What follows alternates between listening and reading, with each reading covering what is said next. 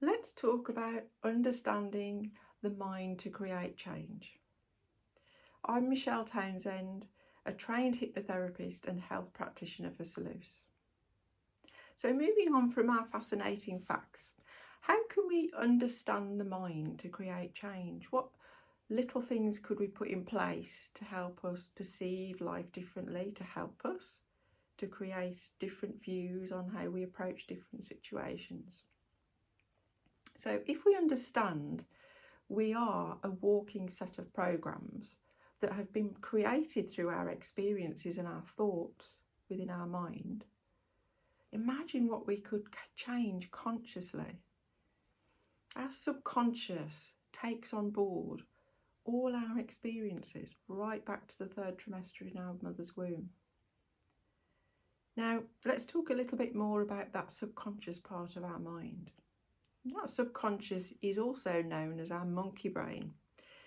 It's quite mischievous. Now, it's mischievous because it doesn't distinguish between reality or whether we're thinking it. It doesn't distinguish the difference between the two. It believes that to be true. It takes our thoughts to be true, that moment, right now. Now, the reason for that is it can't distinguish between past, present, or future. It has no time frame. Time to the subconscious does not exist. Thinking a past event to be true or real now is what the subconscious does. So if we're thinking about a past event and we've got real emotional feelings and thoughts around that experience, that subconscious can draw that back out of its memories. And it's believing that to be true. As you're thinking it, it's believing that to be true, that experience to be true. Now, the interesting fact is here that I want to say here is the human being is very negatively biased. It focuses much more easily on negativity than it does positivity. So, as we said in our fascinating facts, if hypnosis is really a natural state of being, we click into this hypnosis without even realising throughout our day. It's a natural state of focused attention for us. Like we said, driving the car or daydreaming. So if what we consciously think and talk about all day long, in time that sinks down into our subconscious mind and becomes a belief for us. It believes it to be true because, again, that subconscious monkey brain takes it on board. Oh yes, we'll believe that. We'll believe that for Michelle. Michelle's been thinking that now for about a month. Oh, it's been going round in her mind, so it must be true. So it creates beliefs around that situation. It believes it to be true.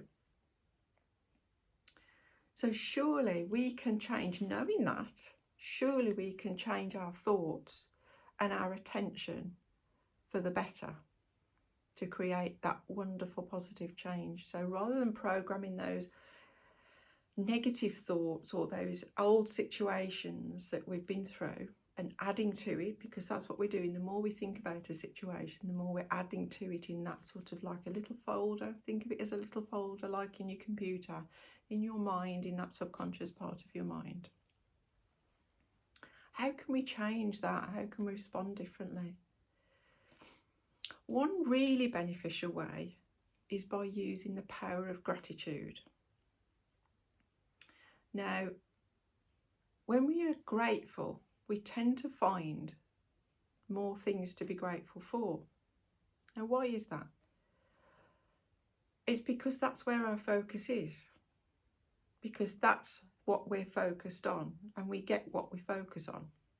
We get what we think about all day long. We get what we talk about all day long. So if we can change our focus, or if we make a choice to say what we want to say about a particular situation and then choose to let it go and change that our approach, our thoughts about it, imagine what we could change to sink down into that subconscious monkey brain, for that mischievous part of us to take on board and create a belief about it. The interesting fact here too as well is that the subconscious mind pattern matches. It loves patterns. It loves habit. We have habits that are created through the power of thought each and every day of our lives. So if we could choose to use gratitude to help change these thought processes, imagine what we could create.